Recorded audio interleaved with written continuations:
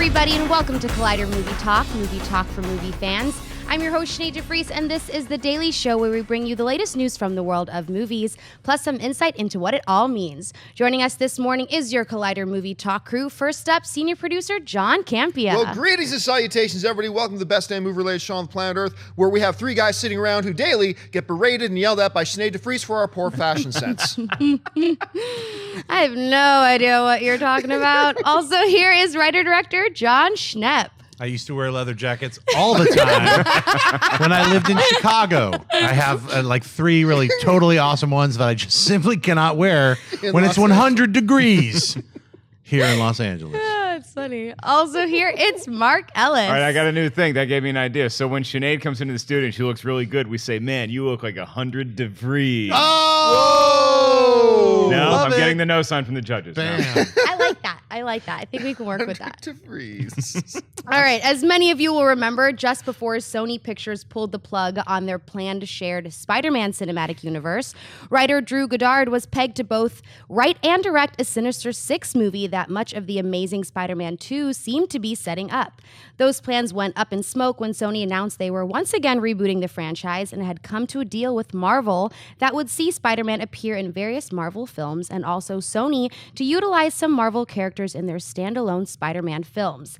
However, it seems that there may still be hope for Goddard's Sinister Six. In a recent interview with IO9, the Martian screenwriter claimed the movie may still be possible when he said the following: "My vision of that movie was a summer annual, so you didn't have to worry about continuity. It was just, we take Peter, put him on an adventure, we put him back in his life. I intentionally wanted a movie that didn't have to worry about mythology and continuity. It was important to me to make a movie that could stand on its own." So the good news is, while he laughed, it slots in very well to any plan anybody ever wants. We just need to let a couple years go by, I think. Schnepp, what do you think of Goddard's comments, and do you think we could ever see his Sinister Six movie on the big screen? First of all, I want to know how did Ray put that together? I think you did, yeah. It's really cool. I want a picture. First of all, he looks like a badass supervillain himself. So he got like supervillain photography, and now he's got all the villains hanging out. The lizard. It's He's got his claw on his shoulder. Really good promotional photo. Drew I have Goddard. good news. I actually have tickets to see Drew Goddard's magic show in I Princeton know, right? next week. Watch him pull 6 Sinister Six out of 4 hats. How did he do that? I don't think this script is ever going to happen. So I think it's one of those things where maybe they might use the shell of it, but he was writing it so that it fits into the continuity of the Amazing Spider-Man 1 and 2 and how the Rhino and how all of Oscorp created all these villains. I don't necessarily think that the Marvel Spider-Man is going to go with that same route, using the same Oscorp tower with the same origins for all those villains. So with that being said, I don't know if they would use any of the skeleton of what he's done. He's an amazing writer, so you'd probably not want to throw everything away. And it would suck that he wasted almost a year and a half of his life working on this thing. So I would hope that there's something there that's usable, but I kind of feel like they would probably not do a Sinister Six movie for, like he even said, several years. Don't worry about him wasting a year and a half. know, It's right? like he got paid big money for that year and a half. For those of you who don't know what he's talking about, when he says summer annual, what do they mean when he says summer annual? He means, like, in comic book terms, every year they do 12 issues, and then there would be like a big annual is what they'd call. Once a year they do an individual, like 64-page standalone special. Like if it was Spider-Man, it'd be like Spider-Man in Antarctica finds Bigfoot or something. It would have nothing to do with the regular comic book series. So he's using comic book terminology when he says right. So he's basically saying a standalone film that would be isolated from anything else. You know what? I could totally see this. I like the feeling that, because when you think about the relationship, first of all, he said something else interesting in that interview, because there was talk before when they were going to do that Sinister Six movie that, hey, we don't even know if Spider-Man is going to be in it. And saying, we're all like, really? Like all the villains? But Goddard kind of clarified that. He said, no, that was going to be a Spider-Man movie. Make no mistake about it. So that's interesting to hear. But understanding the relationship now between Sony and Marvel, like, yeah, Marvel's allowed to use Spider-Man in it, but Sony is still doing all their standalones. This fits in that model. If Sony wanted to do, I'm sure they wouldn't do it for their first Spider-Man film, but if they wanted to do a self-contained, isolated Spider-Man kind of annual, and then let Peter get back to his regular life after that, I kind of feel like what Goddard's talking about here would oddly fit into that whole new paradigm they've set up between Sony and Marvel and maybe work really well. However, I have to agree with you. I don't actually think it's going to happen. That seems a little bit too ambitious. We're talking about a Spider-Man now who is being rebooted, and while we're not going into an origin story again, and while we are assuming he's been around New York for a while doing his heroic stuff, we've never been introduced to any of these 6 characters. So you're talking multiple standalone films down the line. It's just a little bit too far off for me to seem realistic. So I got to agree with you. I don't think it's going to happen, but it does sound intriguing. Mark, what do you think? We're not sure how ambitious this is yet because, like Goddard said, my takeaway is that we got to wait a couple of years before we even think about this. It is an interesting premise, though, when you think about how every comic book film seems to need to tie into the larger universe now. It's very rare to see anything that's standalone, and fans might, in a couple of years, we might get a little tired of the fact that everything has to tie into this large universe. We have to make everything fit. It would be interesting to see somebody take a different approach. Yeah, maybe true. Sony is the studio to do that. They were really pushing Sinister Six before all those email leaks and Spider-Man kind of went to crap over there. That seemed to be the storyline that they really were excited about. If they were that excited about it once, they could get that pumped about it again. But I think you do have to wait a couple of years to see what Spider-Man's involvement in the MCU is, and if that's going to be too complicated, or if Marvel doesn't want Spider-Man to be in a standalone summer annual kind of thing. Because even though the property is at Sony, I think Marvel's going to have a lot to say about what those storylines involve. You know, to support what you're saying, because I think you raised an excellent point. In that same article, there was some concern raised that, and you never had to worry about this before, but one of the big problems with pulling together that summer annual kind of thing is having to adequately explain why didn't 40 other superheroes show up to help Spider-Man? Right. Why didn't Iron Man come in? Why didn't Captain America come help? Why didn't Thor come help? Why didn't Black Widow come help? Blah, blah, blah. And suddenly now that becomes a story problem. Well, now we got to think of a reason why everybody's busy to do our standalone movies. That is one of the unfortunate thing about these shared cinematic universes we're all creating. Well, the one thing that my takeaway is we have to rewrite Aunt May now. I mean, totally almost done, almost ready to start shooting, guys. We're in the second draft. Yeah, totally have to start all over. Thanks a lot, Goddard. Now, of course, your Aunt May script is primarily just Sinead DeFries drinking latte. Yes, for like 2 hours. But that took hundreds of hours to write and think about and ponder. And now Marissa Tomei is going to be playing Sinead. That's right. That leather jacket has web shooters, by the way. I've seen them. All right, what's next? At the recent San Diego Comic-Con, actor Wesley Snipes created a bit of a stir when he claimed that he and Marvel had been in talks about him possibly reprising his role as Blade. Now, in a new interview with the Huffington Post, Snipes is once again claiming talks are ongoing. He said the following: "There's always a possibility, you know? It's in Marvel's hands. They're controlling the pace and the flow with that. Conversations have been good. They see the value in it. We see the value in it. I'm still in shape enough and fit enough to handle the role. So we'll see how it goes. I don't really know what's going to happen to it yet." John, are we ever going to see Wesley Snipes in a Marvel Cinematic Universe film as Blade? Man, that's a billion-dollar question. I mean, look, first of all, him saying that he's still in shape for it is an understatement. He really is. If you saw him in Expendables 3 and even now in that new show, what is it called? Mr. Vegas or Mr. Luck or The Player. No, The Player. Something. Thank you. Thank you. It is The Player. He's does something. I it's knew. the something. I knew it was Mr. always in Vegas, that. Mr. Luck, the player. The player. I like the something better. happens in Vegas. He's in the something. Cut me some slack. Yeah. I mean, he certainly is in shape to do it. Now, whether or not people want to work with him again is another thing. Like when they did Blade Trinity, apparently he was an absolute nightmare. Like he was aggressive and cruel to his co-stars in the film. He physically attacked his director. Yeah, David Goyer. David Goyer. They got into it. Mix up. Really? Yeah. Yes. I mean, he gave like Ryan Reynolds and who was the girl? Beale. Yeah, Jessica Biel, Mrs. JT. Was in there and with her lightsaber bow and arrow. She always put I gotta listen to my music before I kill vampires. It's important if you're gonna fight vampires that you take away one of your key senses and put in music. 128 beats. I don't even go to the gym without headphones. I'm gonna kill vampires. I need some Beats by Dre to do it with. So I mean, that's got to be one of the concerns at this point. I have no reason to not believe him when he says we've been talking. I believe Marvel would be foolish when, you know, with Wesley Snipes is out there and he played a Blade character that until the last film was pretty beloved. You'd be foolish to not at least, hey, sit down a few times and let's have some discussions and let's see if we can brainstorm something. But whether or not it'll ever actually happen, I don't know. A Blade movie? I don't think so. Could we see Blade appear in one of these films? Maybe. I mean, Spider-Man is back around again. there's a possibility there. We had some of those discussions about that one comic book storyline that has his daughter, where she's actually the focal point of everything, and he kind of then plays a supportive, just Whistler kind of character. Right. Maybe. I would not completely write off the notion that maybe he pops up. If I had to put money on right now, I'd say no, we're not going to see Wesley Snipes' Blade again.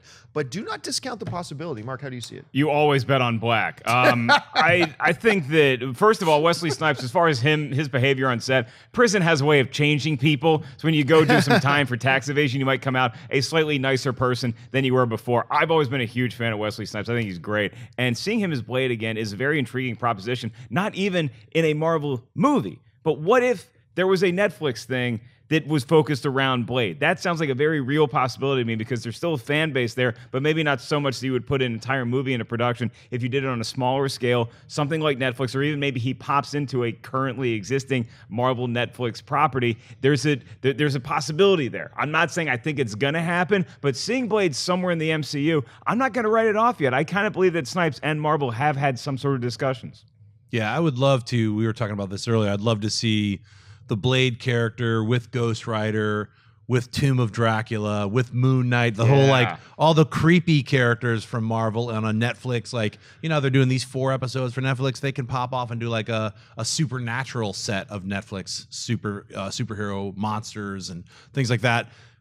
Wesley Snipes' Blade, I mean, he's the guy who kicked off what is now the Marvel Universe. Like, that movie Blade was the very first hit film that no one even thought of. It wasn't even, they didn't even really refer to it as a super film because no one knew who Blade was. It's a small comic book in the first place. You know, I think he has to fight Sticky Fingers because that's the guy who took over as Blade in the television series. Schnepp, it's Sticky Fingers. Hey, look. It's A-Z. That's what I said. Sticky Fingers. There you go. That's what I said that the first time. So Campea can't hear for some reason. So anyway, I think Snipes is awesome, and he's talking about value. He adds value. Obviously, he's a Whistler now, so that would make sense. I would love to see him return to Blade. I just don't think they're going to make a Blade 4. I don't think there's going to be a movie version. It seems like, agree. You know, you're bang on with that, and let's not forget, you bring up Sticky Fingers. They tried a Blade TV series, and it lasted 12 episodes. Yeah. And now, it is a different, for those of you yelling at your computer monitors right now, yes, it is a different story if you actually have Wesley Snipes as Blade. That does change the story, and in the new Netflix universe, maybe that's also a possibility. Let's see where things go. I'll be interested in seeing how this, but you can't wait 3 years to do something on this. Like, you're going to have to move fairly soon on this, I would think. Yeah, but you should check out Expendables 3 if you haven't seen it yet, just for the Wesley Snipes scenes, because those might be, arguably, I love everybody in Expendables. Wesley Snipes was the brightest spot of that movie to me. What if they did a Netflix series that wasn't like 4 different ones, but they did one that had Werewolf by Night and Dracula and Blade, and Ghost Rider? It was all like a spooky, supernatural 1 hour episode. And that isn't all relying on Blade or the name power of Blade to get viewers in. That has a lot of other elements. So I think Sons of Midnight or whatever the Marvel series was called. And you could also be Blade's lineage. It doesn't necessarily, he can pop in as Blade without being the star. Yeah, that would be fun. All right, folks, we reached that part of the show now for buy or sell. Here's how this works. In front of her, Sinead's got a few other items in the world of movie news. She's going to run them down. And those of us at the table are simply going to say whether we buy it or sell it. So, Sinead, what do we got?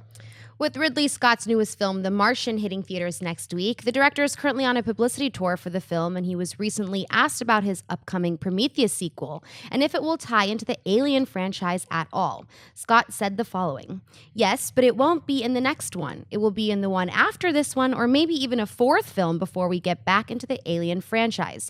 The whole point of it is to explain the Alien franchise and to explain the how and why of the creation of the alien itself.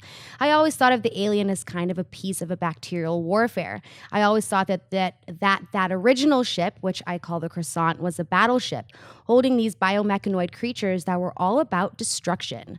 Mark, do you buy or sell the idea that we're going to get as many as 3 more Prometheus films? Yeah, I'll tell you what I do buy is that description. Just make that the next movie. Oh my God, I want to see that so bad. Buying 3 additional Prometheus films. Is that how many I have to buy? Yeah. I can't buy like 2? No. Okay. Buying 3 additional Prometheus films. God, that's a lot. Look, Ridley Scott is getting up there in years, but after this year, I just don't count out the senior citizen sect anymore. Between what George Miller was able to do and what Ridley Scott did with The Martian, I have to buy this. Even if it's not Ridley Scott directing all 3 Prometheus films. He doesn't have to direct every movie, right? I mean, no. Because he could have a vision for this, and then he maybe passes that vision on to Neil, how do you say his last name? Blomkamp? Blomkamp. Passes that on to him. Maybe if they work well together, I think you could see as many as 3 new Prometheus films. Now, just a minor spoiler, like when Matt Damon is trying to survive, he comes across one of the Prometheus engineers and shows him how to grow potatoes on Mars. Spoilers! But it's a great cameo. It works really well. To me, Ridley Scott's had like 5 or 6 bad films in a row, and he has just crushed it with The Martian. Oh, yeah.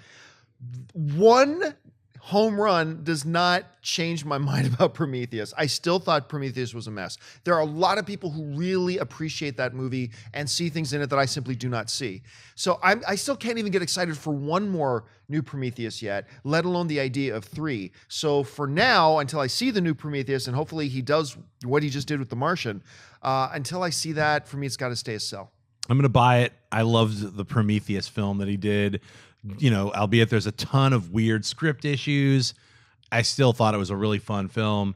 And I didn't mind that it wasn't a direct connection to Alien. It was enough of a connection with the croissant, which I don't like him calling it. That ruins it for me, and now I have to sell it. If he ever calls that ship, if he ever calls that derelict, awesome Giger design ship the croissant again, I'm going to hunt you down, Scott. I'm going to find you. It's got a flaky I know. outer. It's shaped like a croissant. Stop calling it a croissant. It's stupid. Don't ever refer to it as a croissant. Croissants are delightful. I know, but it's not a spaceship. I want to eat it. You're more of a crepe guy? It's got to be a buttery thing. It can't be a spaceship with an alien inside of it. I will eat a crepe right now if you put it in front of me. Anyway, I'm buying this regardless of his weird, stupid croissant remark. Scott, I'm coming for you. I'm not kidding. Stop calling it a croissant. But I love Prometheus. I love the idea of the Prometheus 2, where they're going to call it Paradise. I almost feel like he's preemptively stopping Blomkamp from doing Alien 5. I'm getting that sense. It feels like too. he's like, look, I got like at least 8 more Prometheuses that I have to do before we let this guy ruin my legacy. Because I think because of the way Chappie felt, came out, and then I love the production art that Blomkamp was designing for Alien 5, and he's saying that it would be a direct sequel almost to Alien 2, and they're going to kind of disregard 3 and 4. I feel like Ridley Scott is saying, we're going to kind of disregard your idea, and I'm going to keep doing these Prometheuses. And then by the time we get to 5 or 6, we're going to show the Alien, and then maybe you could do Alien 5. I almost feel like he is kind of preemptively, we're not going to do anything with Alien until I say we're doing something with it. It feels that way. It does. All right, what's next?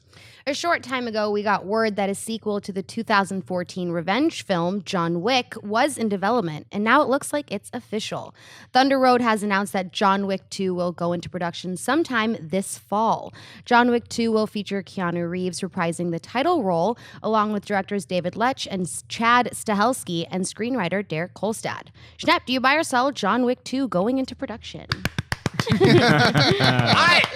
The International. I want to see more scenes in that crazy Assassins Hotel. I want a whole movie set at the International. I love John Wick. The dome shots are insane. The action scenes were insane. I felt the very ending was a little drawn out, that rain battle, but that was just me. It was just so much amazing, fun action, and they should have never messed with his dog. So I don't know how they're going to get a John Wick. How are they going to get a John Wick to return again? It's frightening how angry he'll be this Somebody time. ate his croissant. His croissant. His croissant. What do you think, Mark? I can't wait to see this. Yeah, this was such a pleasurable experience to watch, and something I didn't expect to see or even like when I heard about it at all. Right. The trailer locked me in. Seeing the movie, you're right. I want to go back to the hotel. I want more experiences there. Even if we don't get a standalone movie about the hotel ever, which I'm not selling that we won't get that, I at least want to see him check into the hotel at some point. That might be a little bit hard to do with what happened to the hotel during the filming of John Wick. But yeah, Keanu Reeves just so embodied this guy. And I felt like for the first time in a long time, I was watching a action movie that was made in the late 80s or early 90s. It's hard to do that. It's a lot harder than it is to pitch in a room. Oh, we want to go back. We want to make a throwback action movie. That's exactly what John Wick was. Very few movies pull it off. I think John Wick 2 is a very exciting prospect. Out of the 150, 200 movies I saw in 2014, you can probably count on one hand the amount of films I had as entertaining of a time watching as John Wick, and totally unexpected. You guys remember, they didn't even put out the first trailer for this movie until 28 days before that movie came out. Right. Was when the first trailer dropped. 28 days. For all you guys who are like, why isn't there a trailer for this movie that's coming out in 7 months yet? Is there a problem? 28 days. And that movie, I can't remember being as surprised by a movie so thoroughly entertaining. And you got to do at some point a standalone film on the Continental. The mythology surrounding that hotel, the way it's set up, and the way they carried it through, I'm just like, like this place where assassins can stay, but it's supposed to be an area of absolute amnesty. There is no conducting business there, and if you break the rules, you're not fined, you're taken out. And it was Swear Engine. What's that actor's name again? Oh, the guy from the Western show, from Deadpool. Swear Engine is I keep forgetting his name. Ian McShane. There we go. Oh, McShane, right. as the head guy of the Continental. Don't mess my hotel room up again. Just so good. The question does become, look, to get John Wick to come out of retirement took one of the most gut-wrenchingly emotional things I have ever seen on screens. The murder of a puppy. And it happened right away, remember? It was like the first few minutes of the film. And they used those few minutes so effectively to make us all love that damn puppy. Yeah. You know, it's funny because it's like he goes on such a murderous rampage and kills and murders so many people in that thing. Yet, we were all, they effing had it coming. Yeah. Because we were all, they made totally us, justified. It's totally justified. We just think about that puppy. It's great. They could have murdered his wife and we would not have felt the emotional justification as we did with that puppy. It's crazy. What will it take in this one to get him to go back? 5 puppies. 5. A basket of puppies, hand delivered at his door. And he's like, what's happening? Then it explodes. They take a flamethrower to a basket of puppies, and Wick's like, It's him versus Cruella de Vil in the sequel. That's an interesting question though. Is like, who is going to be the puppy murderer? Who is the villain that they're going to cast? Like Alfie Allen was kind of the henchman, and his dad was really the guy in charge. But who's going to be the bad guy he goes against? You can have a lot of fun casting that role if you choose to go with somebody that we've heard of before. I'm all for an unknown coming in and being a badass against John Wick, but maybe they do some really clever casting here. But it's right. Like when we all saw the movie, right? When John Wick comes to and he finds his dead puppy, all of us were like, that dude's got to die. Yeah, like everyone has to pay. They all have Everyone's to die. got to go. Anybody that guy's ever met, any restaurant he's ever been to, conversations he had, places he visited in the surrounding areas got to be exploded. I buy it. All right, what's next? As many of you know, a brand new installment of the Underworld franchise, Underworld 5, is currently in development and is set to go into production next month for an October 2016 release. Kate Beckinsale will reprise her role as Celine, a vampire death dealer, and now she also has a new co-star. According to a report in Deadline, Sherlock actress Lara Pulver has joined the cast. Mark, do you buy or sell Lara Pulver joining the cast of Underworld 5? Well, this is hard because I've seen exactly one episode of Sherlock and I don't remember her at all from that. Having said that, Sherlock is a very popular show. A lot of people love it. They love the actors in it, and so she's that good on Sherlock. I'm going to go ahead and buy this because you're adding talent to a film that I think you can get at a pretty relatively inexpensive price. For Underworld, the budget isn't going to be that high, so maybe this is a good sign for Underworld 5. Yeah, I am like you. I have never seen the Benedict Cumberbatch Bilbo Baggins show, Sherlock. So I don't know. I'm not familiar with the actress. I know she was in. Oh damn! What was that movie we said she was in?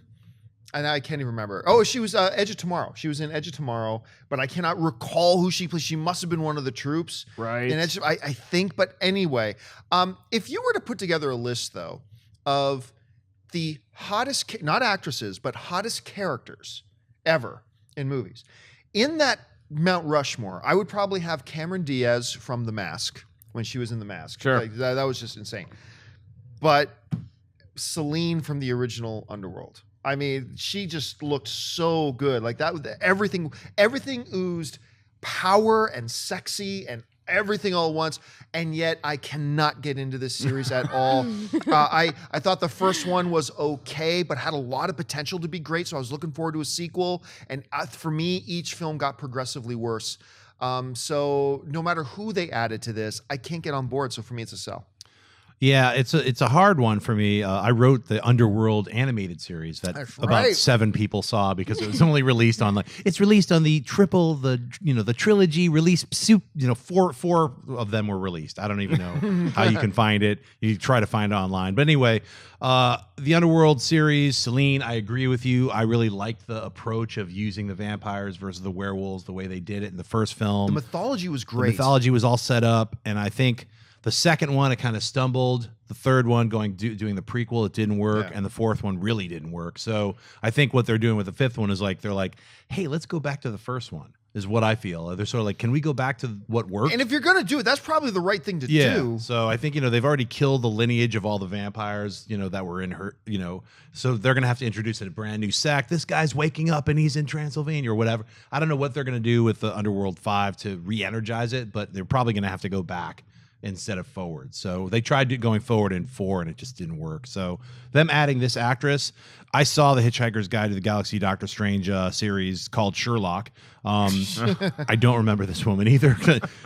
Wendy was telling us she's only in 2 episodes. There's only a few episodes every season. It's only 3 episodes of Sherlock, and they've only it's on its 4th season. They shoot it very infrequently. I just don't remember, but I remember loving the first 2 seasons of Sherlock. So if she was in that, I'll buy it.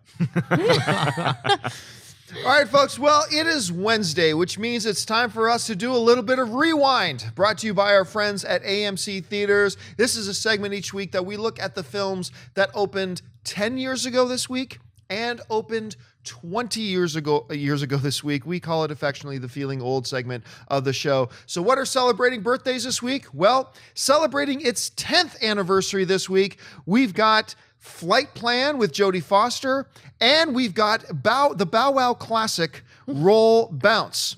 Turning 20 years old this week. I cannot believe this for either of these films. Showgirls has turned 20 years old this week, and 7 is 20 years old this week. Schnepp, let's start with you. We got 4 birthdays. We got Flight Plan and Roll Bounce turning 10. We got Showgirls and 7 turning 20. What stands out to you? Well, I want Sinead to see Roll Bounce because we were talking about. She was like, "What? Roller skating and disco? It's fun. Watch the trailer." That's all I ever watched. And I was like, "Hey, if you're really into the '70s why you roller, watch this movie? I've only ever seen the trailer, but you got. But I think you're gonna probably enjoy it." So never saw that. Flight Plan, didn't see it, and Jodie Foster's great. Somehow I missed it. Let's talk about 7. One of the most amazing, horrifying films ever made. It really is frightening. It goes into the 7 deadly sins, directed by David Fincher, starring Brad Pitt, Morgan Freeman, and Kevin Spacey, and a head. And boy, is it a frightening, horrifying, nightmarish film. It's so well made. If you have never seen 7, check that out. I can't believe that that's 20 years old. Showgirls, on the opposite spectrum, we're talking about a movie that's incredibly good. We've gone from famous to infamous. Now, I also have to heavily recommend, like Mark Ellis, you might not have seen Showgirls, which is stunning to me. You got to watch Showgirls. We're gonna have a special screening for Mark Ellis, just because. Not that I need to see it again, not that I need to inflict that on myself again, but for Mark Ellis, I will watch it again with him. It's incredible. Kyle MacLachlan in a pool with Elizabeth. What's her name? It's Elizabeth Berkley. Right. Jesse Spano is how you probably know her, and that's how I knew her when that movie was coming out. Is that she's gonna get a chick from Saved by the Bell is gonna be naked on screen for an extended period of time. We were all like, all guys were like, yay! All guys our age are like, we were that young. Well, actually, my first thought when I read about it was, I wish it was Kelly Kapowski and not Jesse Spano. But okay, that's fine. I can deal with it. And for some reason, then the movie comes out and just gets lambasted. Maybe the worst critical reception I've ever heard of for a movie was Showgirls, to the point where I've never seen it. And I wasn't like old enough to go see it yet by myself. I think I'd used all my credibility with my parents when they took me to see Fair Game with Cindy Crawford and Billy Baldwin. So it's kind of like, okay, Mark, you can't go watch these movies just to see naked chicks. I never saw Showgirls after that. I just never had the desire, and I just heard it was so bad. Never saw it. Paul Verhoeven directed it. That's right. A lot of people RoboCop forget guy. from RoboCop. Yeah. And it's incredibly cheesy. It's Gina Gershon is in it. Like, it's got an all-star cast. It's not a great film, but it's not the worst film ever. It is infamous for a reason. It's one of those movies that gotta have in your repertoire. You have to have seen Showgirls. And you know, it's funny. Is it really odd that when I think of Elizabeth Berkley, my first thought is not of Saved by the Bell. My first thought, I swear that my first thought is she's the hooker that Al Pacino sleeps with in Any Given Sunday. Right. I don't know why, but that is the first thing that comes to my head when I think of Berkley. And I'm rare. I actually thought Jessie was hotter than Kelly. Oh, really? I'm one of those rare guys. I always thought she was pretty. Now, as soon as I saw her OD on caffeine pills, I'm so excited. I'm so scared. I was like, I'm a Kapowski guy. But 7, I mean, like, what's in the box that's a phrase that will live forever in my head. Like, that's the ending of that movie. Here's the problem. The ending of that movie is so powerful and so emotionally ripping. You almost forget how brilliant every other frame in that movie is right from the beginning to the end. It overshadows the greatness of that movie because of how great the ending is. It's just so memorable. And I actually liked Flight Plan. I thought the Jodie Foster movie Flight Plan. I never got around to seeing Bow Wow's roll bounce. So I'll have to recuse myself. Well, from ask that one. Sinead after she sees it tonight. Hey, You'll see it Sinead was immediately. laughing at me because... You know, I'm not a funny guy. I'm not. I know I'm not. But we were in a pre-production meeting, and it's like Bow Wow, like that's Snoop Dogg's nephew. Isn't that Snoop Dogg's nephew? And then it goes like everyone starts talking, and no one's ever heard this movie except for Schnepp. Surprisingly, he's like, "Hey, that's that roller skating movie," and we're all talking, and then John very quietly is like, "So if Snoop Dogg changed his name to Snoop Lion, does that make Bow Wow roar roar?" And nobody heard it. well Nobody put heard together it joke. except for me and Wendy. And I was like, "Are you freaking serious right now?" Like, I would have, if I had heard it, I would have giggled. I was laughing so hard. I was like, "Everybody needs to stop talking." And we need to talk about what the hell Campea just said. So good. Honestly, highlight of my week right there. All right, well, that will do it for Rewind. I'll be here all week, folks. All right, it's that time of the show for Mailbag, where we take your topics that you want us to talk about on the show. How do you get your question on Mailbag? You simply email us at collidervideo@gmail.com. Send it on in, and we will do our best to see if we can get your question on our show. So, Sinead, what do we got? Ryan writes, "Hey, Collider crew, love the show and appreciate what you're doing for movie fans. My question is about veteran A-list actors and if they still have to go through the auditioning process. For a movie like The Intern with Anne Hathaway and Robert De Niro, does De Niro still have to go out and audition for movies like this? Or does everybody just know how good he is that when the script gets to his desk, he signs on if he wants to do it or not?" You'd be surprised that how many of the biggest name actors you know still have to go out and work and fight like everybody else. Maybe not like everybody else, but have to go out and work and fight to get roles. I remember it was never more poignant to me than when we had James Gunn in studio and we were talking to him about Guardians of the Galaxy, and he started telling some stories about some of the unbelievably huge names that came in and read for Star-Lord before they ultimately decided, apparently very wisely so on Chris Pratt. I think what happens sometimes, and I can't wait to get to Schnepp on this, who probably had to audition and read a lot of guys, but my impression would be that you probably do have some instances where it's like, you know what, this director is going to do this film and he's always had Joseph Gordon-Levitt in mind for it. And they just send it off to Joseph Gordon-Levitt and say, look at the script, are you interested?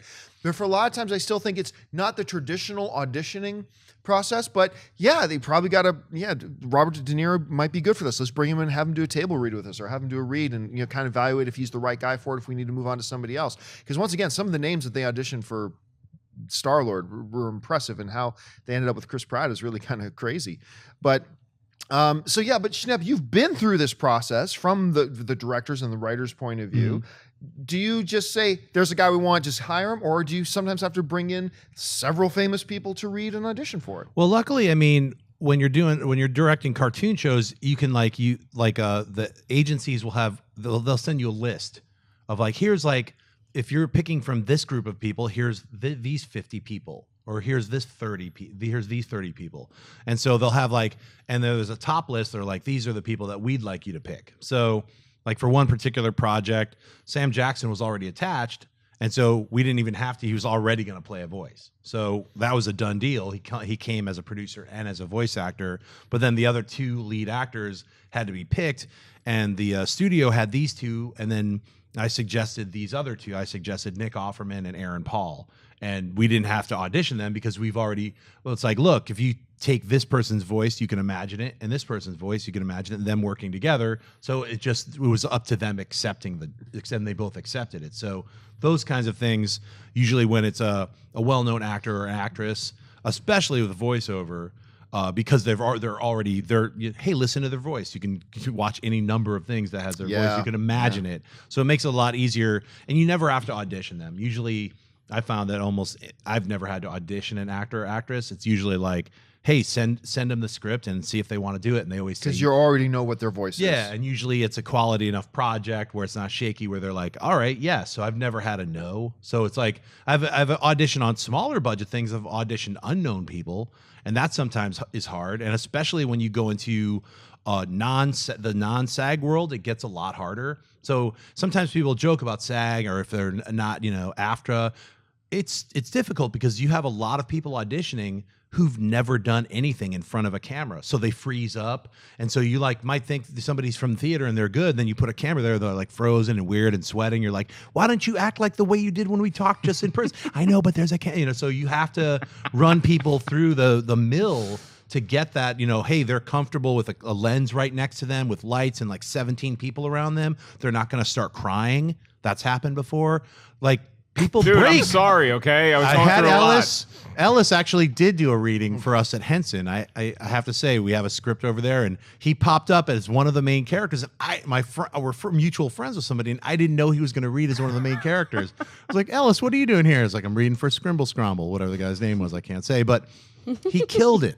So I'm like, if we do this series, I'm going to kill to get this guy to do it. I'm like a bad penny. I always turn I know, up. he just showed up. I was like, what are you doing here, Ellis? And you're so good. But I mean, So- Schnepp and I, we put Marissa Tomei through the ringer before we decided on her. That's true. Aunt May. The most famous example of this, I think, recently would be Robert Downey Jr. actually screen testing to play Iron Man because the studio wanted somebody younger, and Downey's like, look, I'm happy to audition for that. I think more often than not, when you have a big name actor, somebody like De Niro probably didn't have to do anything. He just said, yeah, I guess I'll do the intern. But I was listening, I think it was Alec Baldwin was talking to Howard Stern about this, and they have meetings. So now it's a lot more professional than just sitting in a room and looking at your script and waiting to go in and screen test. Is that you sit down with somebody, a director, a producer, whoever, you have lunch, you talk about the character, where you know that this person has a body of work, and you just want to make sure you're on the same page as far as where this character is going to go, as opposed to, hey, I need you to prove to me that you know how to do this character. I already give you the credibility as being a great actor. We just need to make sure that our ideas are on the same page before we sign on the dotted line. To go back to what you were talking about here, and I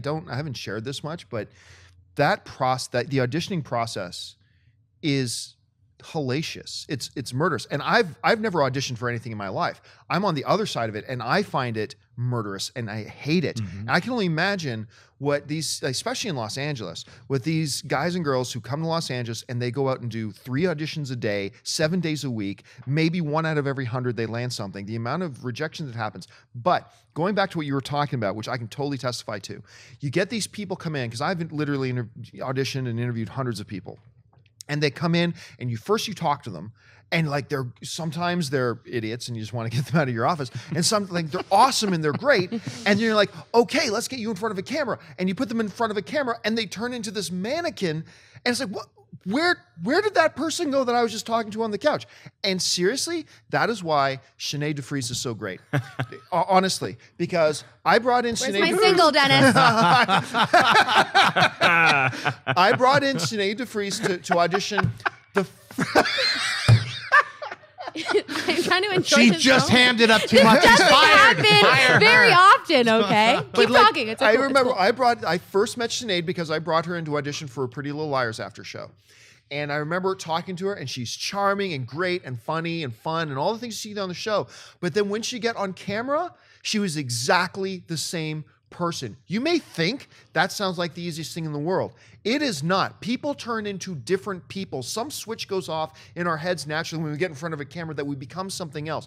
And Sinead's natural personality and everything just came through on camera as well. And I remember when we needed to fill in for Movie Talk, I was like, oh, I got a girl. I know a girl who works with me over on this Pretty Little Liars after show. Let's get her in to fill in. And she came in and filled in once. And then the rest of us, Amy Rose was still with us at the time before she retired.